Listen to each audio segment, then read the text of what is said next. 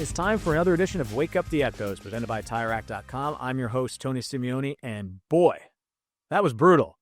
College football playoff rankings came out, and the bracket is set, and Notre Dame is not in it. So what we're going to do on Wake Up the Echoes today is provide some catharsis in the form of celebrating men's basketball. If you've been following the last week, what a big-time week for men's hoops. Huge win at home against Missouri. Then they go on the road and beat TCU. And we have the hottest shooter on the team on the show this week. Cole Certa came by. He stayed for the whole show with Micah Shrewsberry. It was just a really fun conversation with the two of them, and some surprises, some wrinkles, all kinds of stuff emerging on the set throughout this episode. So it was great to talk to those guys, check in on how the hoop season is going. And this is also a call to action, too, that if you're able to get to some of these games here, specifically as the holiday break approaches, I can't recommend it enough. Coach Shrewsberry alluded to it, just how important it is to have the crowd and how much of an impact the crowd can make. Cole talked about how much they feed off of it. So I'd come watch this team play some basketball right now. They're playing at a high rate. They're fun to watch. They're scoring it. They're defending. I mean, they're doing everything you want to see from a basketball team right now. 7-3 and a chance to really, I think, finish the non-conference portion of the season on a high note before they get into ACC play around the start of the new year. So it was awesome to talk to them, and we'll get to that conversation in a moment. Before we do that, a reminder that when it's time for new tires, go to TireRack.com. Their easy-to-use shopping tools will help guide you to the right tires. Ship fast and free and backed by free road hazard protection. TireRack.com, the way tire buying should be. All right, without further ado, let's talk to head coach Micah Shrewsberry and Cole Certa. Coach Shrews, great to see you. How you doing? I'm doing great. It's great to see you. Great to see you. Cole Certa's here today. You guys came in at the same time. I said, let's just do this together. We're not going to break it up. We're going to be one happy family. I want to start with what is on your chest. What are you wearing right now? That looks awesome. Yeah, it's the new basketball leprechaun logo. So fired up to put this on. This is a clean looking sweatshirt. I think we may break this out for some upcoming games, and it's cool for Christmas time. Yeah, right on somebody like Cole Certa's got some some sisters, it might be a great gift, for the sisters for Christmas. Definitely. Am I ruining this?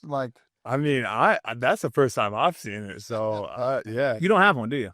Not yet. No. I don't have one either. I need one. It's pretty crazy. Why don't you, Coach, if you look in that locker back there, why don't you pop that top number 1 locker? That might be Cole Certa's. Would this be his size? That would I've been told. Look at that. Oh, thank you so much. Check that out. What do you think of that new logo? I love it. I think it's clean. I think it's so cool that, our mascot has our own logo on it. I think that's super cool. And same with all the other sports. I've kind of seen those around too. Yeah. So I think it's really cool what they're doing with all of them. So okay, so let's talk through this logo real quick. Were you involved at all in coming up with what this guy is doing, or so? There were some different options. Looking at the options, I love the kind of ball handling piece of it, the way he's staring his defender down as he's about to cross him over. So that's we're setting up a crossover here, right? Yeah. So yeah. Or it could be set up we talk about setups and pick and rolls all the time, and it looks like he may just be setting it up for he's about to come off a pick and roll. So.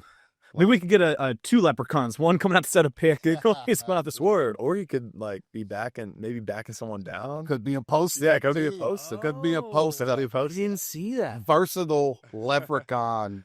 Wow, can play all 5 positions. Yeah. Okay, and then, wow, yeah, and I just noticed only 4 fingers on the leprechaun. Did you ever notice that? I don't think I ever have.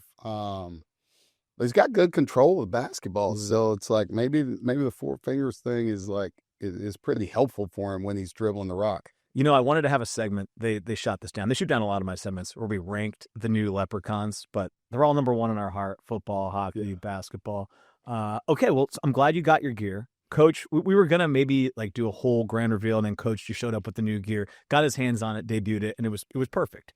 So my understanding is they're going to be available soon. I'll provide more details at the start of the show, but awesome stuff. Let's talk some hoops. Yeah. How about this past week? Cole, I want to start with you. You were shooting the lights out both at home and on the road. How fun has the last week been for you guys on the floor? Because it's been super fun to watch. Yeah, it's been a lot of fun.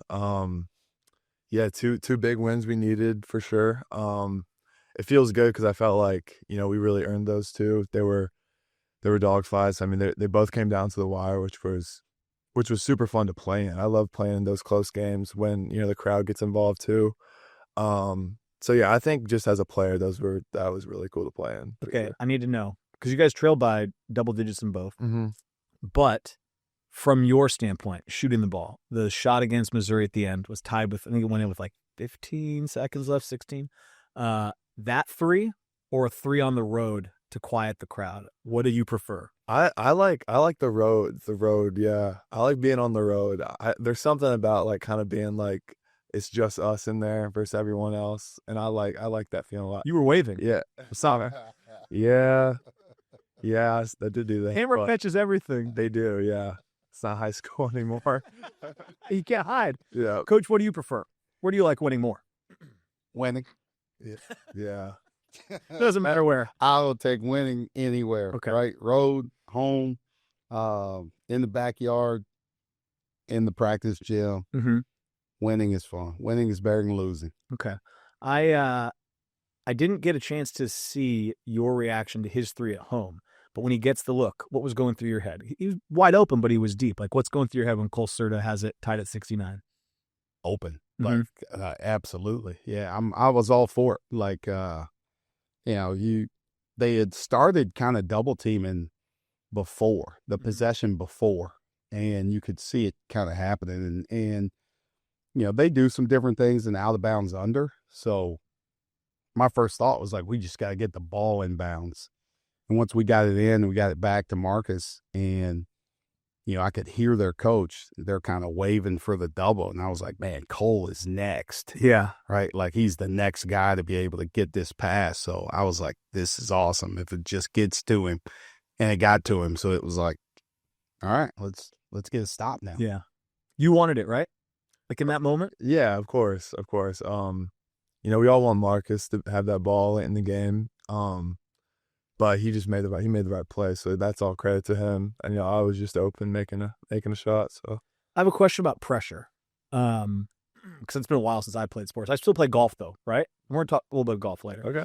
But that's where I get my pressure now. But I remember like when I played basketball, I'd feel pressure when the game got tight late, and I was always caught in between. You have those moments like, do I want the shot or do I not want the shot? How do you, because you're a shooter, like adopt the mindset? Because even though you're a great shooter, you still, if you look at your percentage, like you miss more than you make, right? Great 3-point shooters maybe right around 40%, even higher, if you're really great. So how do you have the mindset that like you want it every time, even though you might miss more than you make? For sure, I think it's in those late games, it's kind of like, do you take it? Do you not take it? But I think for me, it's like I would regret not taking the shot of being open. So people were asking me like, what's it feel like or is it hard? And I was just like, well, I used to shoot a lot of them in my driveway, like counting down, But no, it's fun. I mean, I was ready for it. So it's amazing how relatable that is, right? The driveway. Like yes, we've all been there, but it is different to take it and put it on, an ACC floor against an SEC team, right? It takes a different level of basketball player. A little bit different than like shooting in your driveway. And you normally in your driveway, when you miss it, there's always more time. yeah, you had it back. You gotta see there's 6 seconds left, and now you get a chance to dribble it down and shoot it again. I wish they would let us do that in real games. What were the huddles like? Do you remember down? Did you call timeout down 12? What was when it was? Which game? Missouri. I want to say on Missouri. All right. Or no, that's actually when you took the technical. Have we established if that was by design to get the team fired up or no? I don't know if it was quite by design to get the team fired up. Okay. Was there a timeout around that point though? I can't remember. There's no, a huddle. No, that was going into half. Okay. So we were working for a 2-for-1. Mm-hmm. They called the foul as we were coming off the screen, and the technical immediately followed that. It was right before halftime. Okay. So if I recall, I believe we scored there. Then got a stop. Braden basket, then Marcus stealing came out of so we went 5-0 there, and we came out of the half, and we had the ball to start the second half. Right.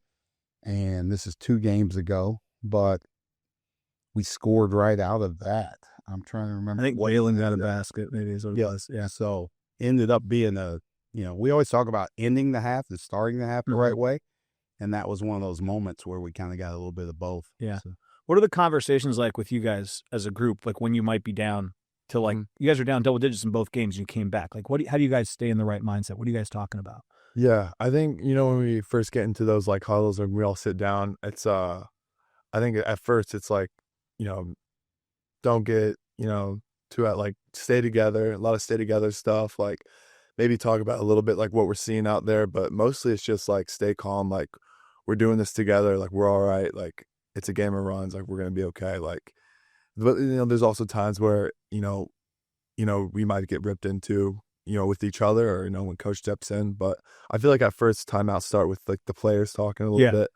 And then, he jumps in and talks to us and then maybe writes up a play or something. So how valuable is it that this group's been together now for a while? That you guys can, I feel like I see them, like he was just saying, they come together, they talk about what has to be said, and then you come in. That has to be great from your standpoint, right? Yeah, no. They've been through a lot of different situations together now. In, last year and now even up to this point of the season, there's a lot of situations we've been in, they've been in together. Yeah. So you got to have a player-led team, right, to be your best team.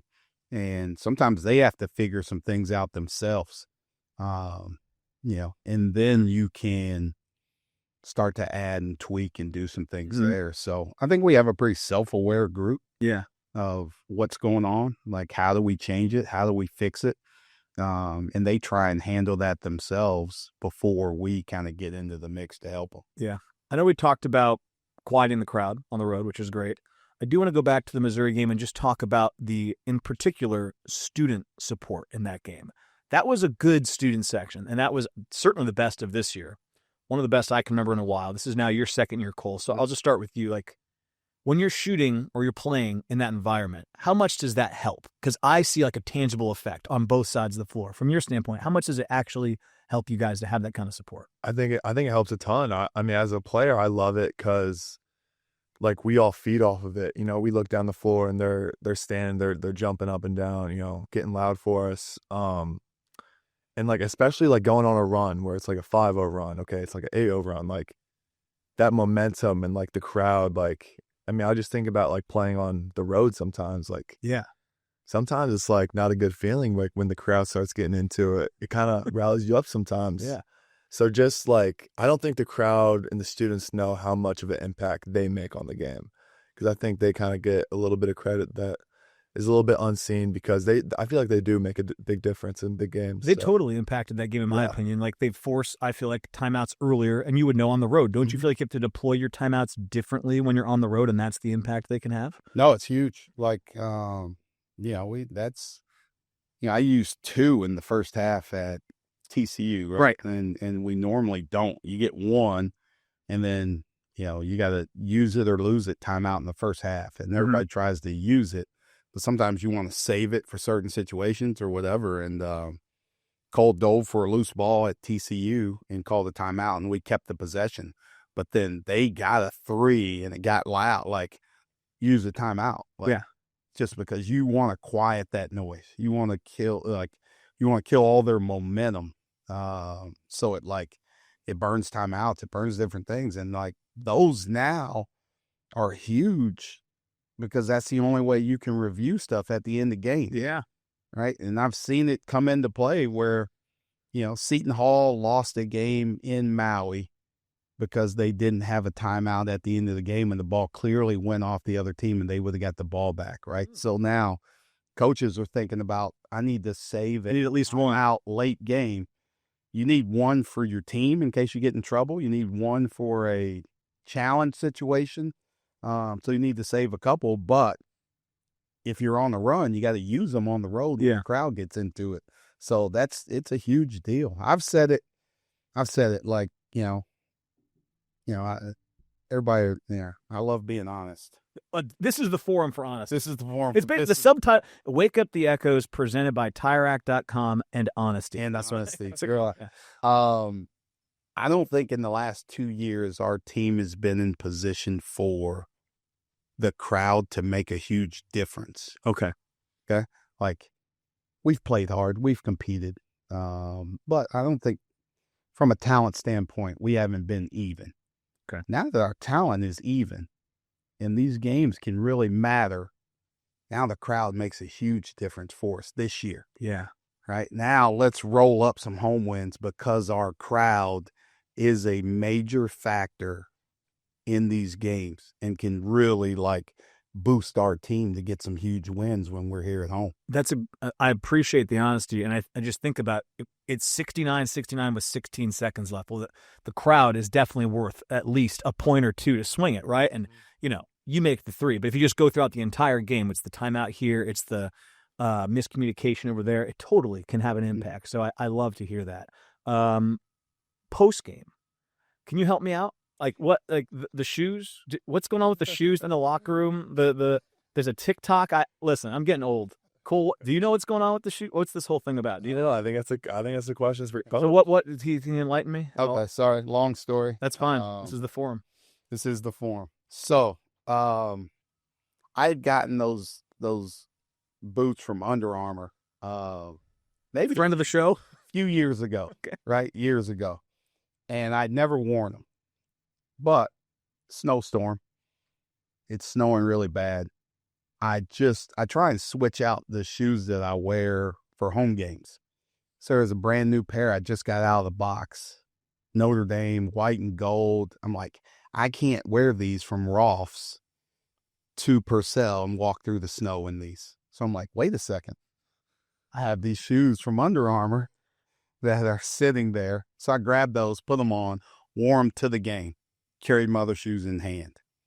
Walk into the locker room, take them off, leave them right there by the door. Okay. Big win happens. I come into the locker room and I look down and I'm like, these shoes are here.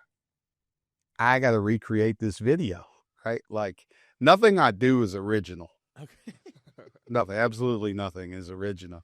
So this guy has these videos on TikTok, Instagram, Facebook. You can find him everywhere.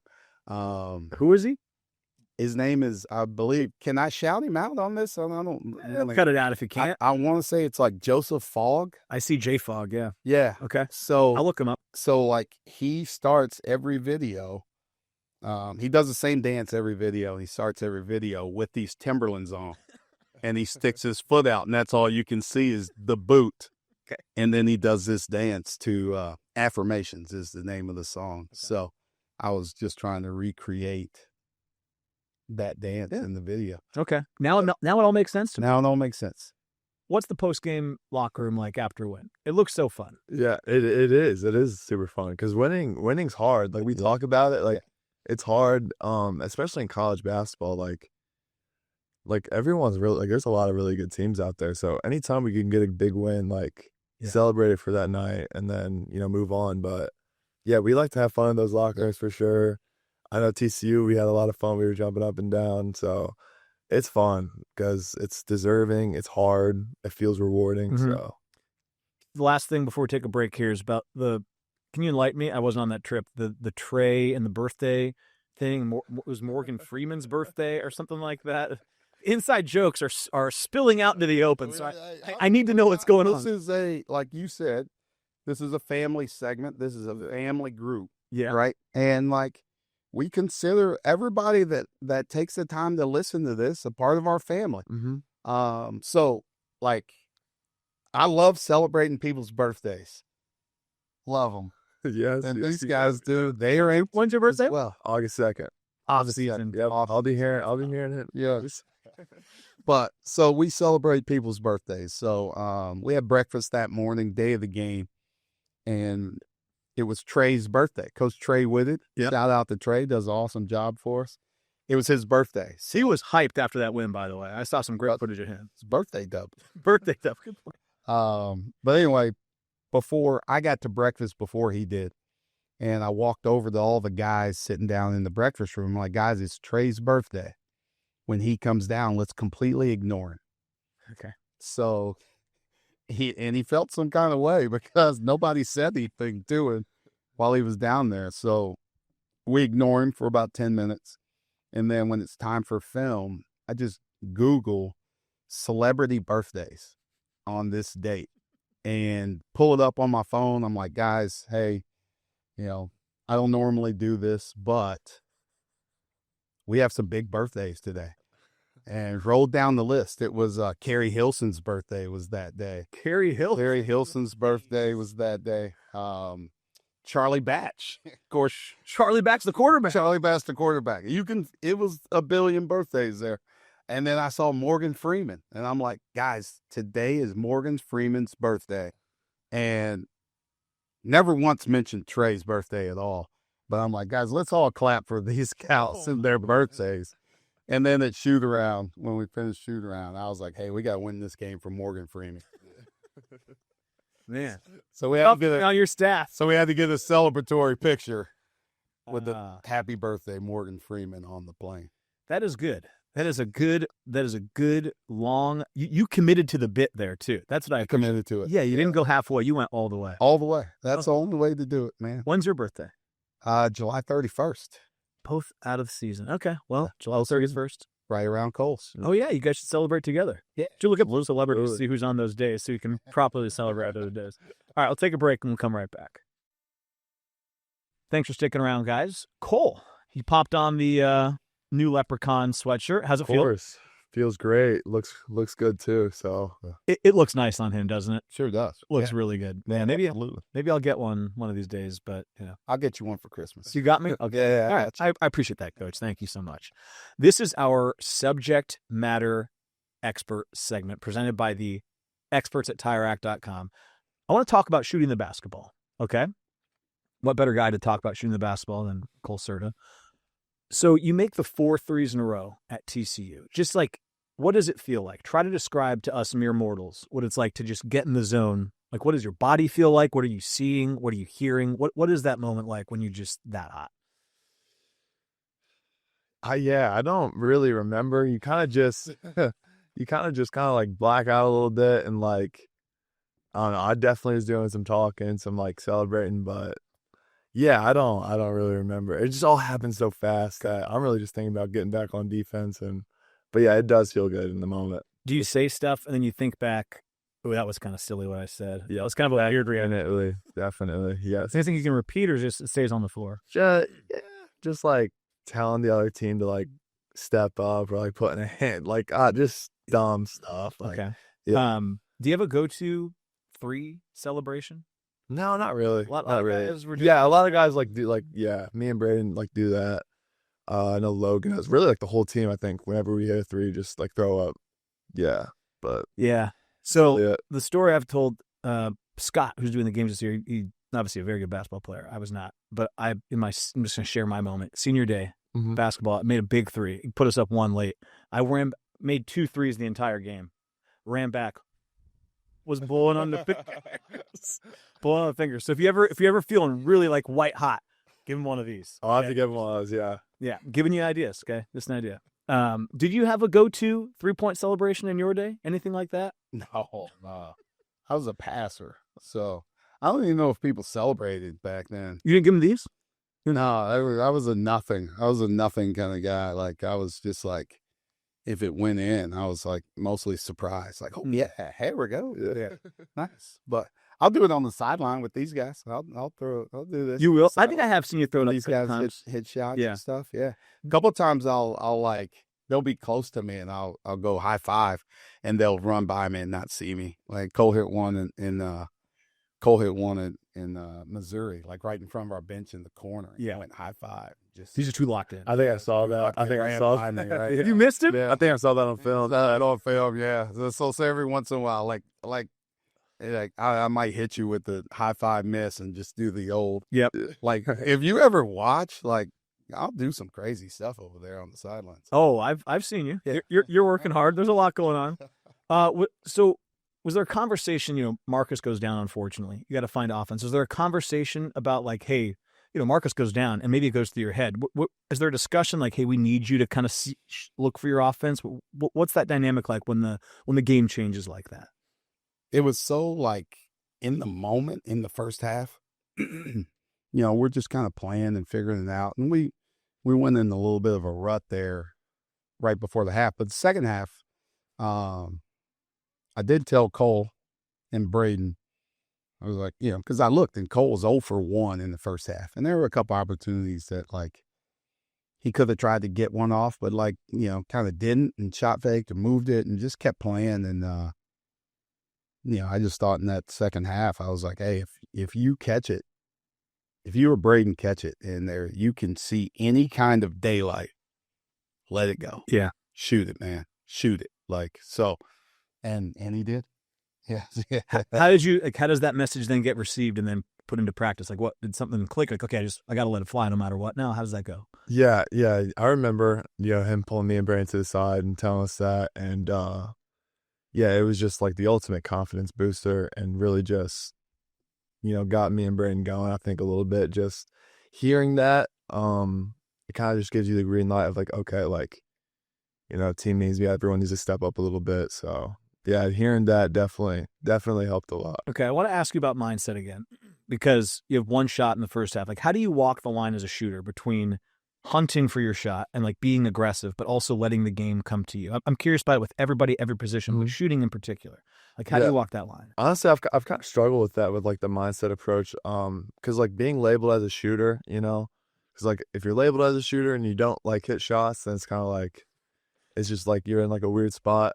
So I've kind of just tried to take every game with like just a different approach of, I'm just gonna go play as hard as I can, control the things I can control. And if the ball finds me, and I'm open, then, that's when I take my shot. But I try not to thinking about, if I can get as many up as I can, or like, oh, I have to make this shot this game because, I'm a quote unquote shooter. Yeah. So I just try to focus on playing hard. And I feel like if I do that, he always tells us that you'll get rewarded, on offense just from little things like playing hard and like doing your job on defense. So I kind of took that one to heart, and I think it's kind of helped me play a little bit better. That feels like an answer that only a guy that's at least in his second year could give you, right? Like he's been through enough to be able to then process all that and do it, right? That as a coach, that's got to be awesome to hear that he's developed and evolved the mindset in that way. Yeah, no, it's like, I think, he's a great example, and we have a lot of guys like this on our team. Like, these guys care, they really care about each other, and they really care about our team's success. Yeah. And are like, they're going to do whatever it takes for us to win, right? Maybe it's, him making a bunch of threes. Maybe it's him attacking closeouts, which he's been doing, getting to the rim, making passes. Like, Cole is a great shooter, but like, he's a basketball player as well. Yeah. And I think you're starting to see a lot of that come out in like the passes he's making, attacking the rim and scoring. And, nobody's talked about this, but like, he's guarding his ass off too. Mm-hmm. Like, he's really defending and doing a great job. And that's, I think, like you said, it's like coach speak, but the more you do those little things, the more success you start to see on the other side of the ball, just because you're so locked in. Yeah. Right. I'm locked in on what my assignment is. And like, you stay in that mode and that moment, even when you go the offensive side. Yeah. I can't remember. I think it was the Kansas game where he caught it, put it on the floor, and then drew a foul on Badunga. Right. And I was like, okay, that's a cool Certa I didn't see last year. Right. Like, the game is evolving. Do you I heard you talk, it sounds like you don't want to be known as quote unquote just a shooter. You're a basketball player. Mm-hmm. Right. And like, it seems like you're making an effort to make it clear that like you do more than just shoot the ball. Right. Yeah, definitely. Yeah, I definitely don't want to just be labeled as just a shooter. Yeah. I try to do other things in my game to, help show that. But yeah, the attack on floor wasn't probably the smartest idea, because he probably would have. Yeah, I got the foul, but I remember they actually showed it like on a commercial of like, you can't hear it and like it doesn't look like a foul, but it was like more of a highlight of him blocking real. So probably wasn't the smartest take there, but yeah, definitely trying to expand my game a little bit. I was raving about it. I was like, look at Cole Certa taking it right at Badunga, drew a foul. Yeah. The one guy not to drive. He's a good player. Yeah. Okay, this is, of course, is our subject matter. segment, so I have a couple topics I want to try to settle. Last time you were here, and we haven't asked Coach about this, you and Sir were debating Derrick Rose and Russell Westbrook. I just wanted to get Coach, before you share your opinion, if you had to pick between those two guys, I'm giving you one, who's your pick? Prime Derrick Rose. Huh? Prime Derrick Rose. Prime Derrick Rose. Sheath MVP, Derrick. He was so good. But like Russell Westbrook was really hit too, man. Like triple doubles and how he played for a stretch. Like that's a tough debate. Derrick Rose was so good though. Mm-hmm. And he's from the Midwest, so I probably give him. He probably gets the nod for me in that way. Just by a hair because of that. Okay. Yeah. Yeah. But Westbrook went through some seasons of like MVP category, like triple doubles nonstop. Like he's a good player.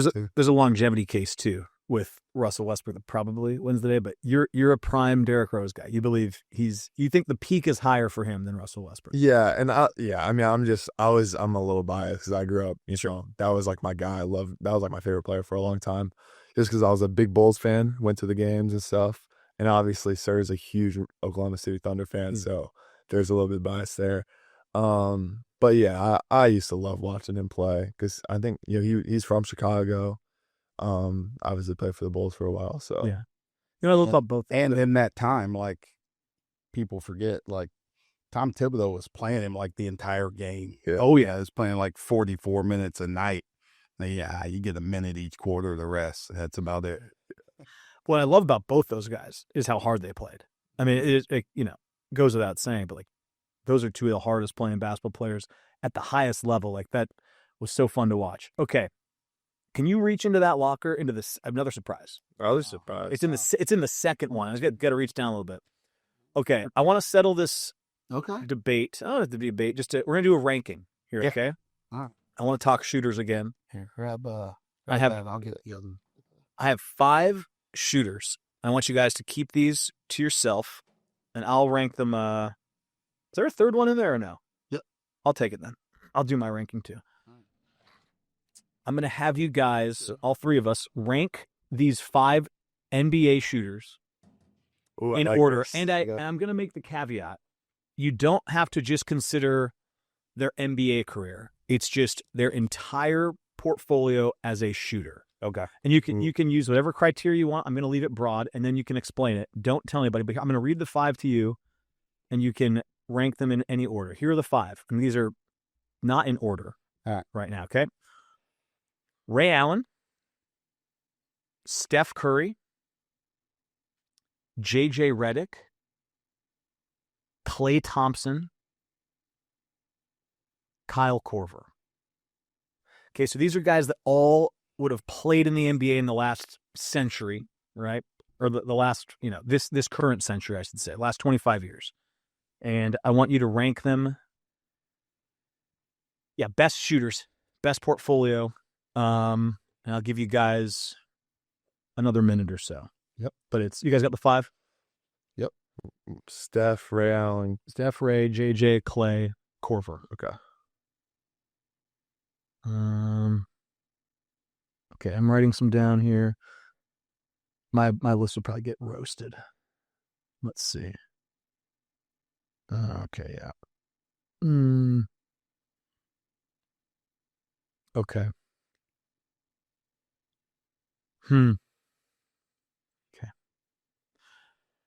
Okay, my list is complete. Is yours complete? It's complete too, yeah. Remind me, how old are you? You're 20? 20, yeah. 20, so you're born in 05. 05. Yep. Okay, so in 05, so what, 2010, I'm going to consider you like you're 5. So a lot of these guys, like, Ray Allen was close to on his way out by the time you grew up. Yeah, all these guys I was able to watch, and a lot of them were like my guys I like to watch just to model yourself. Yeah, like just see what they do. Okay, let's start with the young guy then. We'll start with you first. Who do you have 1? So I have Steph Curry at number 1. Brutal. I have Ray Allen 2. Here, why don't you turn it and face that? Can't you just, yeah. So you got read it out loud. You got okay. Got Steph, Ray Allen. I got Klay Thompson, and then I got Korver and JJ Redick. Okay, why Steph first? I mean, he's awesome. Every time I watch him, I just get more and more impressed. Like my favorite time watching him was the Olympics. We were actually in Spain and we watched I think it was a gold medal game, like all as a team in like one of our like hotel rooms. And like you should have seen all of us jumping up and down, like pushing each other, like grabbing each other, just like going crazy because of what he was doing. Real quick, what about him? I mean, I think it obviously like speaks for itself. He's maybe the greatest shooter of all time. We're not going to get a huge debate here, but what about his shooting ability is most impressive to you? Yeah, I think like all the shot making stuff, like off the dribble and like coming off like crazy screens, just like how fast he's doing it. But I think like the most impressive is just like the difficulty of like some of the shots he's taken. Yeah. Like just like the step backs, like one leg, like fadeaways, like just like crazy, like so impressive. Like probably will never see anything like him again. Yeah. To me, it's like what he does off the dribble. Yeah. The other guys are so a lot of catch and shoot. Off yeah. Okay. Let's do coach's list. Somewhat similar. Yeah. Steph Curry 1, Ray Allen 2, okay, JJ Redick 3, Clay and Korver 4, 5. You know, I got a chance. You know, besides Ray Allen, I coached against all these guys. That's great insight, right? Then so like game planning. You know, for Steph and Clay with the Warriors, JJ Redick when he was in Philly at the end with those guys. With Embiid. Korver with the Hawks. So, like, guarding them and thinking about the difficulty of guarding them and what they would do and how they would score. But, yeah, Steph, you know, with the way he shoots it off the dribble, the high difficulty, the shot making like that is just impressive. The other guys, like, same, like, hands down, like, impressive shooters, but none had the game off the bounce like Steph Curry has. Yeah. Ray Allen, because, you know, I grew up in Seattle, so I saw him play in Seattle a little bit. What's the most impressive thing about Ray Allen? Because he's the one guy that doesn't, you know, these guys are all from a similar generation. He's maybe like a couple years ahead. And I felt like Ray was shooting it at a lot of guys can shoot now, just the shooting's gotten so good, but Ray was shooting it at an incredible level kind of before everybody. That's what impresses me most about him. Like, what impressed you most about Ray Allen's career? Yeah, just really the consistency. And I don't know, like, I remember him from college. And he was a really good player in college, but I don't remember him as a shooter like that. Yeah. Right. And then, like, when he gets to the NBA, he was a scorer early, but that's kind of what he became. Yeah. And like just the way he got shots. Like, I always feel like, you know, if you got an image of Ray Allen, it's him like on his tippy toes in the corner, like getting ready to hit a three or something like. Well, he's got maybe the most notable three of the last 15 years, the shot off the Bosch rebound. It's kind of a crazy shot when you go back and watch it. It's unbelievable. Gosh. Okay. On my list or? I want to see JJ Redick. Yeah, I got Redick 1. So JJ Redick guy here. Huge Redick guy. So I have an asterisk there because I'm acknowledging my bias. Steph is the most accomplished shooter. Okay. JJ is my favorite shooter. Here's my thing about JJ Redick, and I'd actually advise, the Philly years were great. Go watch. Have you ever watched his like Duke compilations? I was actually just about to chime in. The Texas game is when he just destroys PJ Tucker. It's on YouTube. It's like an all-time YouTube video. I watch it maybe monthly. It's just incredible. Here's my opinion. Steph's the best off the dribble shooter of this group. JJ Redick is the best over his left shoulder. So off of a pin down, running to his right, he's the best of any of these guys shooting over. That's my opinion. Ray Allen is the best off of his right shoulder. He would love to catch it coming off this way, which I find. Which shoulder do you prefer? I'd probably turning in, so my left. Coming off, so coming around left to right. Right. Left, right. Yeah. And Ray was, I think if you watch it, a lot of his are coming the other way. Left, yeah. So the other two, I mean, Clay and Korver, I mean, again, you can probably case Clay's maybe a better player than JJ. I just think pure shoot. Yeah. I'm just like addicted to and the way it looked. Yeah. Something about the way Ray and JJ for me, like most aesthetically pleasing. Steph, it's the most impressive. It's like jaw dropping. But those two, like in a lab, I would take those shooting forms. That's me. Yeah. That's my opinion. Every like action that the Sixers used to run, JJ Redick would start on that right corner.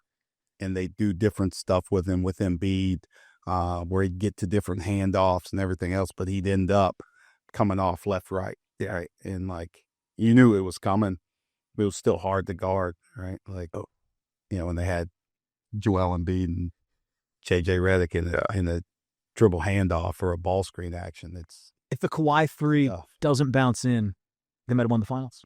But we'll never know. Yeah. That's just the way it goes. Okay. Well, I'll cry about it another time. I love that. That was so fun to rank those guys. Corver and Clay, whatever. Yeah. Good careers, guys. They can be 4 and 5 on the list. We'll take one more break, and we'll come right back. Guys, I'm having a blast. This is the longest I think we've had coach and player on the set. I feel like we're really, really bonding and learning a lot. Do you feel that way, Cole? Yeah, I'm having a lot of fun. Okay. just making sure. It's because we like each other. It is. Yeah. But we like you too, Tony. I know. I feel a little left out. You do feel left out. Yeah, like, you know what? Hold on a second. Oh, what's going on here? Let me see what we got. All right, we've already gone into the first 2 lockers. Here. Might have a little something for you in locker number 3. Gonna have to join us. Just say Merry Christmas to me. Now, look at this guy. You know what? This is the closest I've been to it. Kind of gives you a different feel. You feel it, right? That's right. Yeah. All right, I guess I'll put it on. No point in staying left out. Absolutely. You guys want to talk amongst each other while I put this on? Or? Yeah. This is now like it's one big happy family here on set. Looks good on you. Nice. Looks Nice. good, yeah. That's great. Glad it's a large. Okay. This is our Tell Me a Story segment presented by Yeti. Couple stories I want to glean from you, but why don't you just walk me through, Cole? I want to hear about your high school basketball journey to here. For those that aren't familiar with where you played over your course of your high school career, and then how you got here. And just why don't you tell us also why you ultimately wanted to be here at Notre Dame. But before you do that, you guys are looking parched. Anybody need a drink from our friends at Coke? I'm Coke okay. products. I got Coke regular and Zero and Dasani. Wow. You got it all. Now they are bottled. They are bottled. They are bottled. But that's okay. Yeah, I'll take a Coke regular. Yeah. You know what? You've inspired me. I'm going to go with the Zero. I'm going to hit a can, though. As we covered in the past, if I can pick, I'm going can over bottle. Okay. Fountain, obviously, overall. Yes. Do you have a preference on can, bottle, or fountain? Definitely fountain, yeah. Okay. What if I give you can or bottle? Yeah, probably can. Probably can, too. I like Diet Coke, actually. Diet Coke's probably my favorite, yeah. Yeah, Zero. No, yeah. So I probably just say that. What was the face? You don't like Diet Coke? I mean, I don't drink Diet Coke, but like Garrett got me on Diet just Coke. wonder, actually. yeah, like what's the appeal for 19, 20-year-old Cole Certa? You're making a good point. Yeah, why are you into Diet Coke? I gotta stop drinking soda, yeah.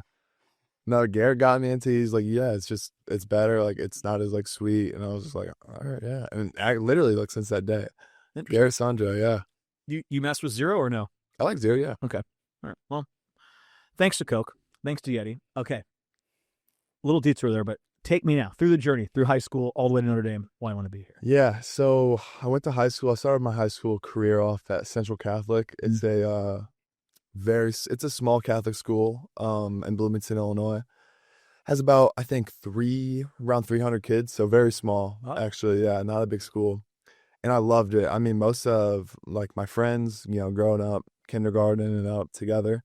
So those guys are like my brothers. And I played 3 years there. Had a lot of fun my junior year. Went to the state championship in 2A, which was awesome. Fell short, but it was still pretty cool.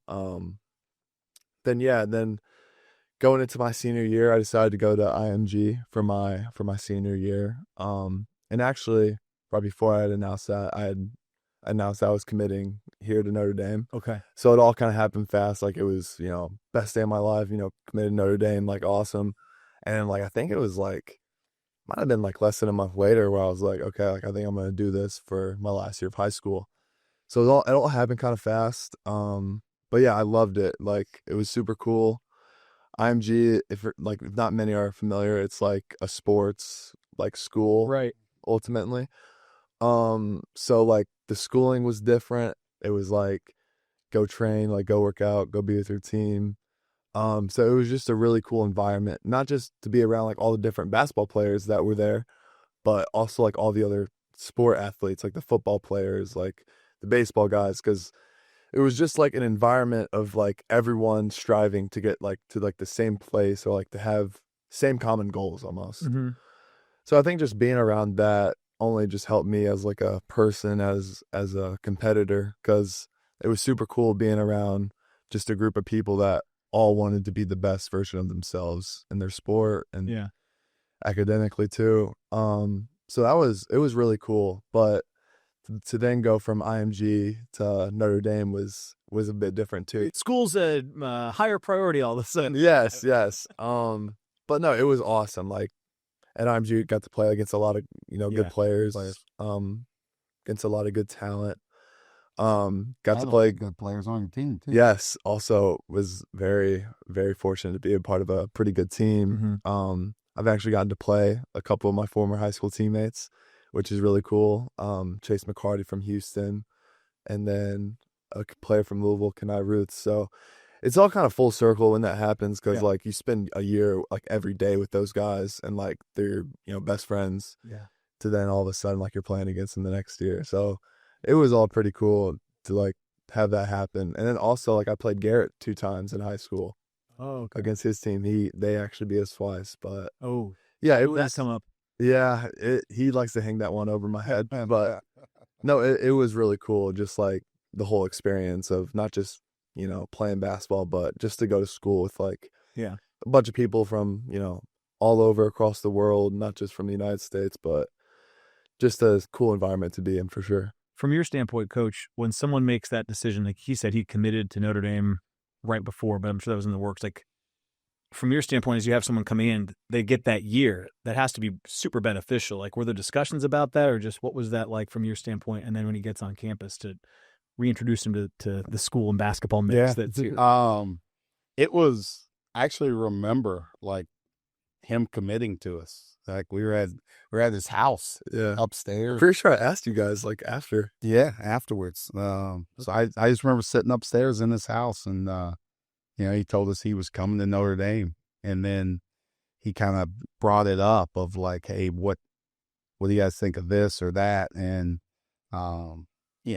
at that point in time for us, like we care about him as a player and like as a person and everything else. So it's like whatever is best for him. It didn't matter. I didn't care. Yeah. And he was coming to Notre Dame. So like he could have went to Alaska and played his last year of school. I was like, we get him the next year. Yeah. So, it's whatever's best for them and whatever works for them and their family. And like, it's a family decision, and like, you guys do what's best for you. And, after that, we'll see you on campus. Can't wait for that part of it. So. How has the Notre Dame experience gone then? What are you studying? I haven't really asked you that. Right now, American Studies. Okay. And yeah, it's been awesome. I've loved it so much. The people here are like, everyone just says like the people, but like it really is like the people here. Mm-hmm. Classmates, friends, it's been amazing so far. Do you ever find yourself, Coach? Because I didn't go here. You didn't go here. And I talk to enough student athletes now. I get more and more envious of like the opportunity they have here to play, obviously to play, and then to go to school here. It just seems like, I don't know, it's incredible what they have here. And I look at Cole and he's like, he's living it in the moment. I hope you understand, like, I wish I could do what you're doing right now. And it's like, it's so cool. I find myself in awe sometimes of like the opportunity these guys have. It's awesome. It's cool, but it's like, as a coach, part of what we do is we want the best players that we can have. We want the best people that we can have. But finding the best fits at Notre Dame. And I think we've done it. And I think we've gotten kids that really benefit from being here. Okay. Right? Like, they benefit from Notre Dame. But I hope Notre Dame feels like they're benefiting from having these guys here as well. Yeah. And that's, for us, that's the best part of it is, I know how this experience was going to really help him grow and develop as a basketball player, as a person, academically, whatever it may be. So, he's a good model for the kind of kids that we want to come to school here and play in our program. Yeah. Last one before I let you guys get out of here. What's the state of your golf game? Heard some, and give me kind of the state of your golf game, and then who's the best golfer on the team? Best golfer on the team. Right now, from my game at least, it's probably not very. It's not very good. Okay, but you got plenty of time to work on your golf game. Of course, yeah. Once I'm done, once the ball starts bouncing, yeah. But no, it is super fun because it's a little bit of a getaway at times, while also, like, I'm a super competitive person, so it's like you're playing yourself. I know, like Michael Jordan said, it's like you're playing yourself in a mirror. It's like you're just playing against yourself. And it's so true because it's so frustrating at times. I'm sure if you play like you. Oh yeah. It's it's really hard. So it's cool, and it's cool to see like other athletes like start playing it more and more. A lot of basketball guys are playing. A lot of basketball guys are playing. Players, obviously. Yes. But yeah, best golfer on the team right now. I don't want to say because like my pride, but it can be you. No, I think it's probably Garrett. It's probably Garrett, and then like on staff, Grady Eifert's a really good. I play with Grady. Yeah, Grady's really good. Yeah, he's really good. The tall guys, it's a challenge. Yeah. Like you got to get. How tall are you? Because you're actually pretty tall. Yeah, I'm about 6'5". Do you have like longer clubs? I do. I have them extended a little bit. Yeah, yep. And that's tough. Like the way to explain it, that I understand it, is just if you're taller, there's just more time. There's more physical time to screw up your swing. It's longer. Oh, yeah, for sure. It's harder for tall guys to golf. Yes. So good luck. Believe that. Yeah. Do you play golf? Thank you. I'm gonna need it. No. Okay. I played once this summer for the first time in maybe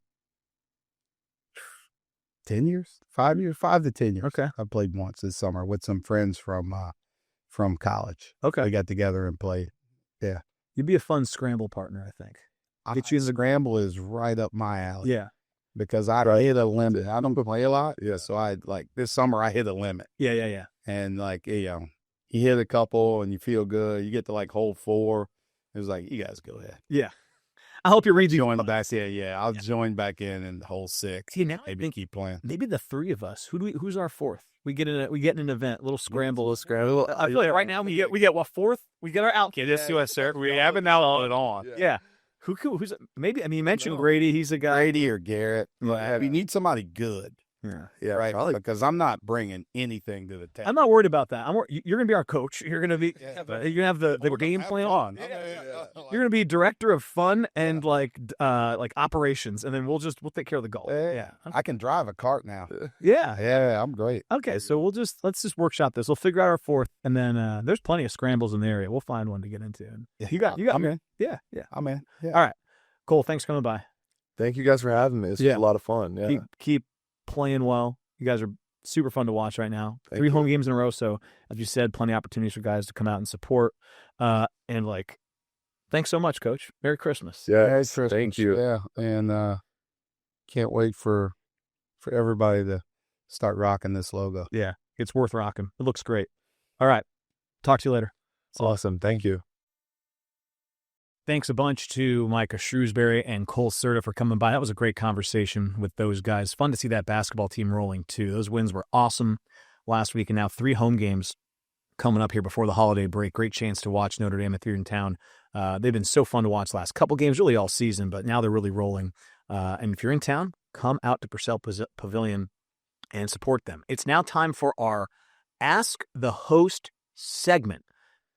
One of my favorite portions of the show. Every week. This week's question is from Tony S. in South Bend about the college football playoff. No, I'm just joking. I'm not going to rant and rave about the playoff, but boy, I could if I really wanted to. No, this question is actually from Naomi B. in South Bend. So thanks to Naomi. Her question is, do you still feel like you can watch games as a fan the further you get into your broadcasting career, or do you see most sporting events differently? This is an excellent question. Thank you very much to Naomi. I am going to kind of ride the fence on this a little bit because I will say, as I've gotten further into my broadcasting career, I definitely am less fanatical about sports. Growing up, was living and dying with every result of Mariners games, certain basketball games, J.J. Redick's entire basketball career. Now, as I work and broadcast more with Notre Dame in particular, I obviously want Notre Dame to win, but it doesn't feel like the end-all, be-all that it did when I was, let's say, 15 years old. So I don't know if that's to be chalked up to just getting older and realizing there's more to life than sports and the results, or if that's being around sports and broadcasting them more often, having to maintain, in a lot of cases, some element of objectivity that you can't get caught up in the what's often subjective nature of sports. So to answer your question, I guess directly, I do feel like I have a harder time watching games as a fan as I get older. But I don't know if that's because of my broadcasting. I think I try to remind myself, and I'm sure I don't do a perfect job of this, of how fortunate I am and how cool the opportunity is. You know, I think I said this in one of the Ask a Host segments earlier this year, but the fact that they are literally paying me to sit in an awesome seat at every football and basketball game that would otherwise require me to pay quite a bit of money, that's the part I try not to take for granted and try to remind myself that's incredible. If I were a fan, wouldn't this be an awesome seat? And that's hard to do. So that's probably the part that at times does get hard to manage, is that you're being given this amazing opportunity. If I were 25 years ago and a fan and I was in a lot of the seats I get to sit at, like for basketball, they truly have us right on midcourt. The fan in me would be going crazy to sit courtside at a Notre Dame men's basketball game. And yet I guess I'm there to do a job. So you can kind of lose sight of that. That's the thing I try to balance most. So yeah, it's a tough one. I think I do not get to watch them or feel the same way about them as I used to, but part of that's getting older and part of that's just, of course, having some work to do. But let's be honest, it's not much work when you get to just yell and scream about Notre Dame athletics. Pretty fun stuff. Okay. Great question. Thank you, Naomi. Appreciate it. And again, fightingirish.com/wakeup is where you can go if you want to ask the host any question throughout the year. Couple reminders before we go, and it's really just thank you, Coach Shrews. This sweatshirt is unbelievable. This logo is awesome, and Notre Dame and the athletic department deserves a ton of credit for what they've done with the team-specific logos. I think when I heard about this, I was really excited, but curious. What's it going to look like? There's going to be all these different leprechaun logos. I don't know. I mean, 10 out of 10 across the board between football, hockey, and basketball. Just so awesome. I mean, I just can't get over it. It's so cool. So thanks to Coach Shrews for the early Christmas gift. Awesome to get one of these. And you can get your hands on a lot of this merchandise as well. I want to show you this, okay? Same logo, t-shirt here if you're watching at home. There's going to be an Irish Leprechaun t-shirt giveaway, okay? Here's where it's going to be, okay? A couple places you can go grab these. Howard Park, December 9th, 12th, and 16th. So that's coming up. All right, that's this week, basically, all at 5 p.m. If you're at Howard Park, you can get your hands on these shirts. Also, Ironworks Plaza, 5 p.m. as well. That's on December 12th and 14th. Okay, so if you're in the South Bend region, you want to get your hands on this, there's some giveaway opportunities. Those boxes will be available at 5 p.m., Howard Park and Ironworks Plaza. Again, December 9th, 12th, 16th at Howard Park, the 12th and 14th at Ironworks. Also, if you're listening to this podcast, this merchandise is now live and available on Fanatics, also at the bookstore. So if you're on campus, whether you're coming to a game or just around campus in general, swing by the bookstore to check it out. Great opportunity to get your hands on the merch there. And lastly, starting with the game against Idaho on Wednesday, December 10th, there's going to be a really neat art feature with this logo here at Section 107 at Purcell Pavilion. I highly recommend getting your photo taken near it. It's going to be a real cool staple now inside Purcell Pavilion going forward. First chance to see it will be Wednesday, though, when Notre Dame men's basketball plays Idaho, and then you'll see it throughout the year. So cool. I'm loving this. I know you're going to love it, too. What a neat way to kind of ring in the Christmas season around Notre Dame. And again, thanks for the gift from Coach Shrewsberry. Reminder, Apple Podcasts, Spotify, wherever you get your content, download, subscribe. YouTube, just keep smashing the like button. Keep the subscribers up. I keep seeing them go up pretty much every time I check that page, which is great. And again, fightingirish.com/wakeup if you want to ask a question anytime to me for a future episode. That's going to do it. Until next time on Wake Up the Echoes, presented by TireRack.com, I'm Tony Simeone saying so long.